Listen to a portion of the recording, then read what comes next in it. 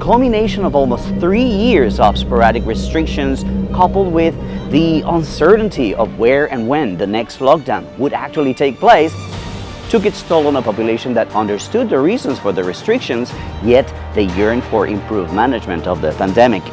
And, of course, the CPC swiftly responded by formulating the most recent measures that further ease restrictions.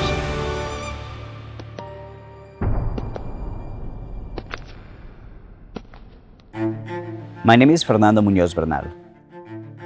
I am a language teacher by profession and a content creator by choice. I came to China in 2000, and soon I settled in the southern city of Dongguan.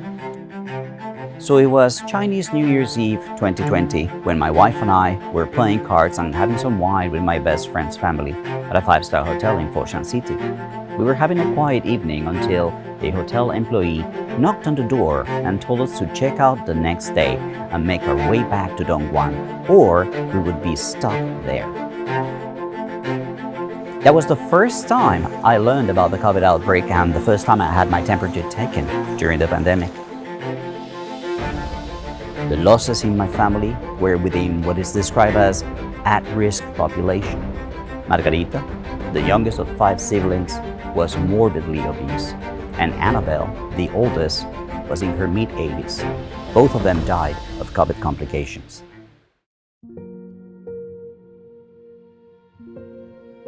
Back here in China, as I had opened my own training center for children in 2005, the financial losses were gradual, yet entirely out of our control. The early 2020 lockdown in Dongguan was confusing and worrying because it wasn't really a full lockdown. We never really lost our right to go out, to go grocery shopping or to get deliveries at the gate of our community. But the cost of being cautious was real.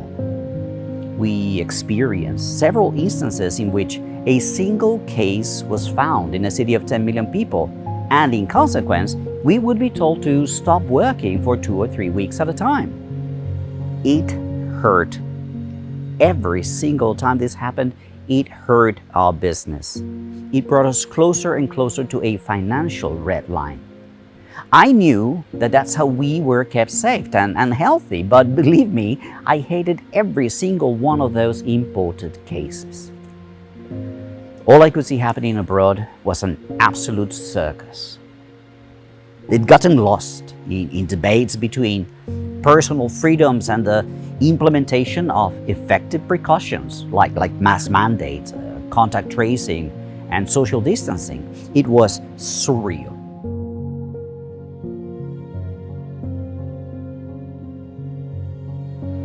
Now, by the end of 2021, I realized that I had to pull the plug and close our center, telling our staff and our loyal customers that we're unable to withstand the cost of these unforeseeable shutdowns into our business model was heartbreaking. But living in China meant that we still get to live another day.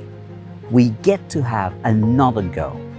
We are gifted with the possibility of reinventing ourselves. How old are you? 30 years old. 13? Yeah. Okay. And what do you think about the virus? Are you worried? No, it's just a little. It's difficult for everybody, so we're fighting. In our case, this meant doing something we had only dreamed of. Travel around China in an RV, making content for you. Down from 14 days to 7 days. It was at the time of trying to figure out what the next move would be for me and my wife that I finally understood the CPC's principle behind its COVID strategy. Health before wealth, and wealth based on health. That is the main reason why I feel compelled to retort when the West qualifies the CPC's fight against COVID as mishandling of the pandemic. Most Western countries, because of their capitalist liberal mindset, would never embrace the principle of health before wealth. Through the pandemic, Westerners fought for a normalcy that killed people, while we here in China fought for normalcy that saved lives. They pretended like the virus was an opinion in order to keep the economy afloat. They argued that masking was a matter of faith, that lockdowns and quarantines were impingements into their freedom, that tracking and tracing the spread of the virus was an invasion of privacy. They completely politicized and polarized their response to COVID, and they paid the price. Today, the receipts are in. The US has lost more than 1 million lives since the beginning of the pandemic, and the US economy suffered enormously, while China's economy was able to bounce back fast because the lockdown was done properly. Now, everyone should spare a moment to appreciate the fact that were it not for the CPC's approach to COVID in 2020, which led to it retaining its ability to produce and ship PPE and other equipment necessary for the containment of the virus, the world would have been in a far worse situation.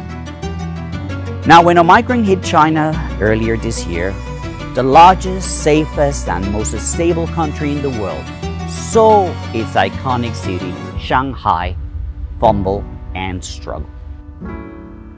That gave the Western world all the ammunition they needed to crank up the attacks on the CPC's COVID approach.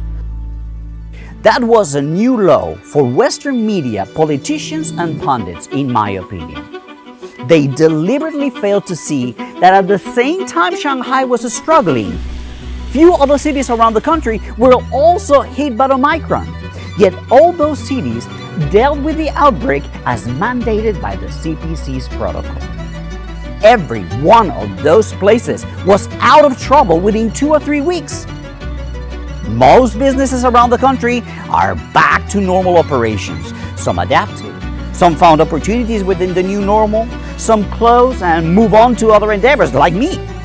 What emerged from these events was a revised COVID approach by the CPC, a response mechanism that refines contact tracing and testing, thus enabling the government to micro-target its proven containment mechanisms and therefore minimizes unnecessary disturbances to large areas. The life-saving system that was swiftly implemented in 2020 and that has been improved over these 30+ months will surely continue to do so. After the 20th CPC National Congress, Chinese scientists formulated the 20 measures to transition towards the easing of restrictions.